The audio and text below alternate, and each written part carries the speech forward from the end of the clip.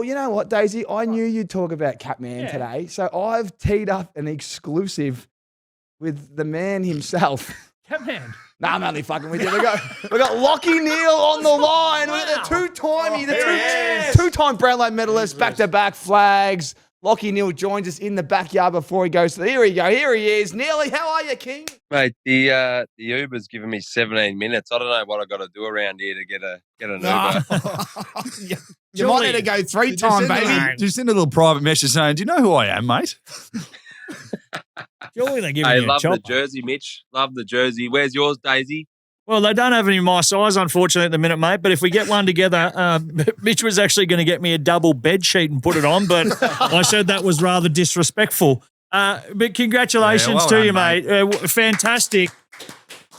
I want to start off with, how in God's name did you get onto that field with a grade 3 tear in a calf that took a piece of tendon? You were fucked. And then you were not fucked. I think that's a clinical term. I was going to say, first of all, I owe you an apology, because didn't you say that they shouldn't have picked me? No.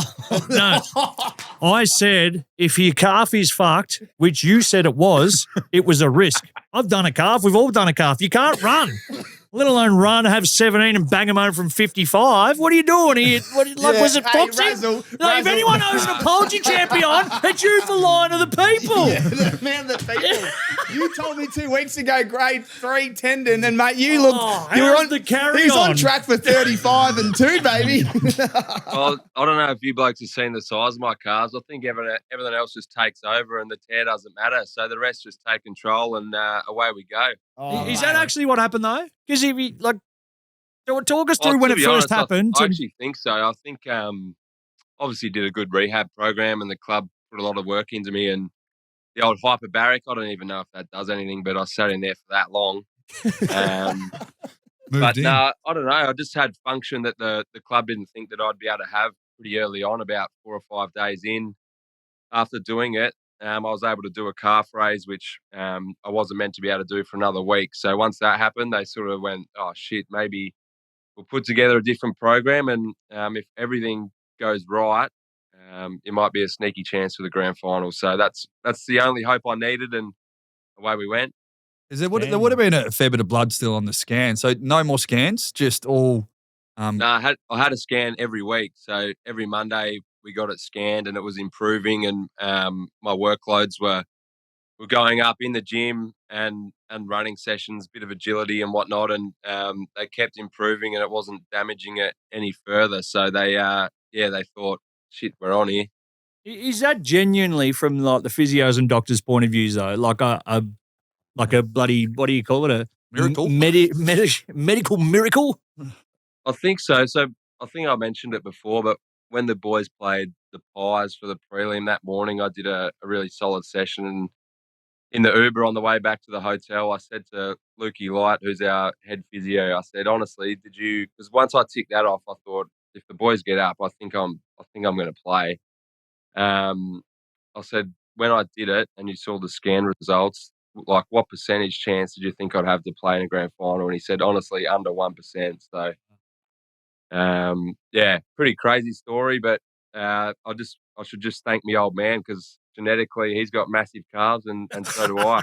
Oh, mate, Neale thank the old man. You can also Mr. Neale Senior. You can also thank Kane Corns, because he's got to ride his push bike all the way to Brisbane, and there couldn't be a better bloke to drive all the way on his Brisbane. I might dress up as Catman and ride alongside him. I hope it's 45 degrees every day too. The Catman reckons I was faking the injury. Oh, the cat. Oh, no. Oh, don't mention the Catman's name. Apparently, if you dress up like him, you get in trouble. Have you seen that? What's your thoughts on Brad Close copping heat for dressing up as the Catman on Mad Monday? Oh, mate, they're the best in the business at that. So it's play on for mine. I think everyone works that hard. Doesn't matter where you finish on the ladder. Everyone works so hard through pre-season, in season to play. And I think you got to enjoy yourself once the season's done. Like one day, who really cares? Yeah, spot on. Exactly. People who care, dickheads. Yourself, mate, 7 years you've been at the Lions. You come across from Fremantle. In that time, 2-time Premiership player, 4-time best and fairest, 4-time All-Australian, chuck in a couple of chazzes as well. Things are going all right. No, I've been very lucky that the club sort of put me in that role where I get the chance to do those things and accomplish them. But I think those days are over now. We got young Ashy, the Prince of Brisbane. We got Huey McCluggage, absolute star, who's come on. So I think my runner, Bess and Ferris and Brownlows and all that are gone. Hopefully I can just hang on for another flag or two. It'd be nice. But that's perfect. Oh, you've done the heavy lifting. You've filled the trophy cabinet. Now you just bloody jump on the back of these blokes. You've given them the card into it. Now you just get the card into it yourself. Yeah, exactly. Shoulders are a bit sore now, so hand it over. Now, I know you've mentioned the stars that you did, but there's one player in particular, and he's close to my heart because he's a good mate of mine, and I know he's close with you, but Joshy Dunkley. Yeah, like pump him up for a bit because I know it's been well documented now that he went in under a bit of an injury cloud himself. But his foot was cooked, wasn't it? Mate, Grade 3, Cindy. Yeah, grade 3 Cindy. But Shoulder cooked. Shoulders cooked. But he's just one of those players. You talk about heart and soul and glues of that midfield. Talk to us about how important he is. Oh, mate, he's honestly my favourite teammate I've ever played with. He allows us to play our role and go and get the footy. He still somehow ends up with 25 to 30 himself every week while nullifying the best opposition mid. He just tries that hard. I don't know how he does it. Like, you think you're trying out there and then you watch Josh's clips and you're like, I don't know how he does it. But, yeah, superstar. So he was with us Mad Monday. Yes, what's today? Tuesday? Wednesday. Yeah, he was with us yesterday. And he's flown this morning to Melbourne, or maybe late last night. He's had surgery in Melbourne today, and he's flying back, and he's trying to get to the races later today. I think he had his shot done today, and then in a couple of weeks he'll go back and get his ankle repaired. So, absolute warrior. He'll just do anything for the team, and yeah, like I said, my favourite teammate that I've ever played with, hands down. That's amazing. He just what he does on the field. It's so inspiring for everyone. All the tackles and whatnot, mate. Talk to us about the goal. Me and Louis Tanner have been going back and forth on socials last night.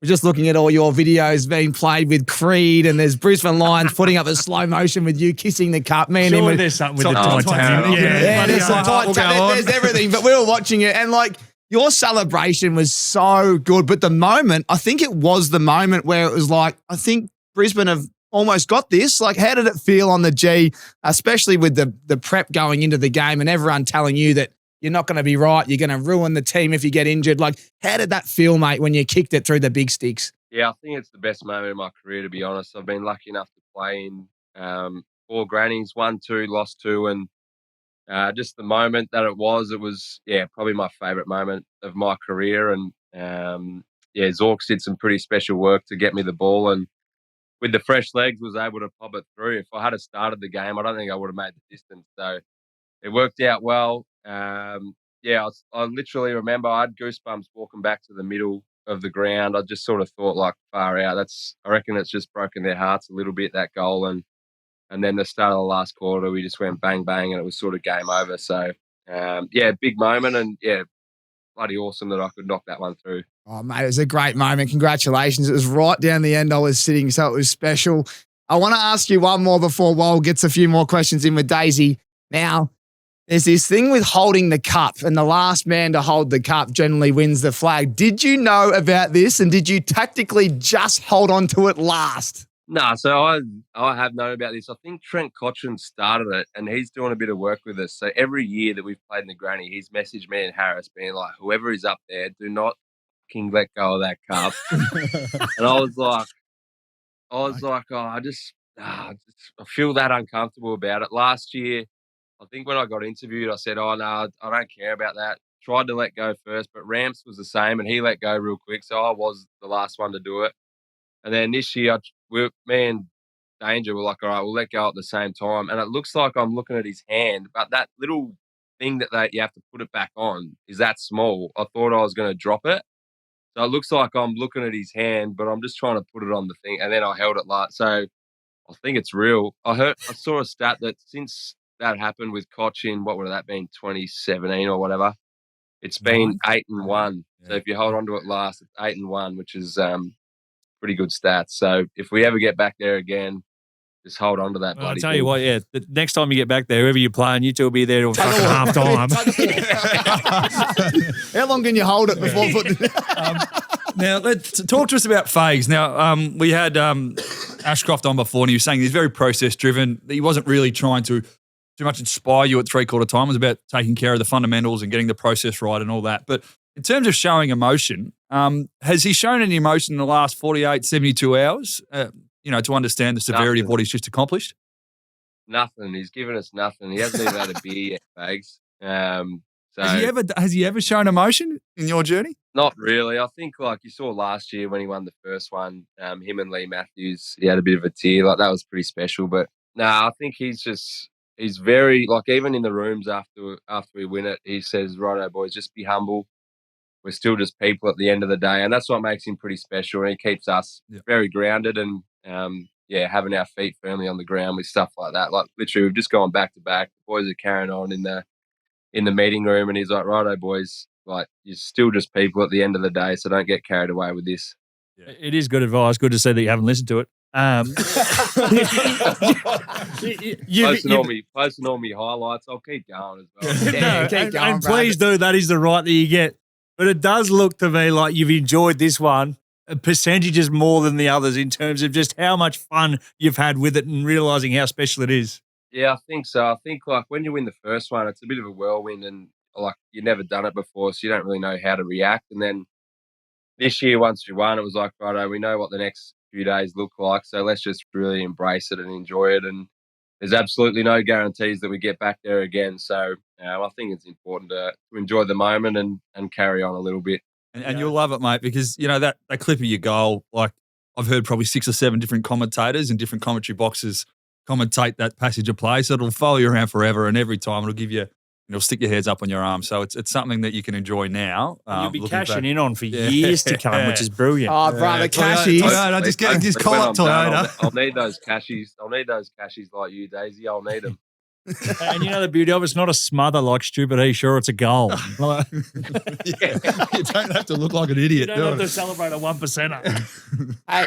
Hey, Razzle, we're just having a bit of fun here with our friends Mitchell and Ness. They've St Kilda's crowned Australia's most traumatised fan base as they unveil the AFL Emotional Baggage Index, all right? Which team? Do you understand that? Daisy obviously went to school to eat his lunch. Bear with us, mate. Which team do you think gives their members the most trauma? What you just said. Which team gives their fans the most trauma, in your opinion? Shoot from the hip. Nah, what? Geez, there's a few. Well, name them. What would it be? I don't know. Oh, maybe probably Essendon. 2 from 2. That's what Will Ashcroft said as well. He went straight. St Kilda and Freo are actually on the top of the ladder, for them. But yeah, Essendon, there you go. Love it, Razzle. Love it. Any tips today, mate? Oh, I've got a list. I haven't actually had a look yet, so you got to let me go because I think my Uber's here. But the Brisbane race 2, number 8, which will probably be starting in about 15 minutes. It's like the Brisbane Lions Celebration Cup. Apparently, number 8's going to get up there. Seismic boom. $3.70. Yeah. The listeners will miss out, but we'll try and get on and we'll celebrate. Hey, mate, thanks so much for jumping on. And so happy for you, brother. Legends. Let's go. Yeah. Have fun, mate. See you, brother. Thank you. Thanks, boys. See ya. Bye.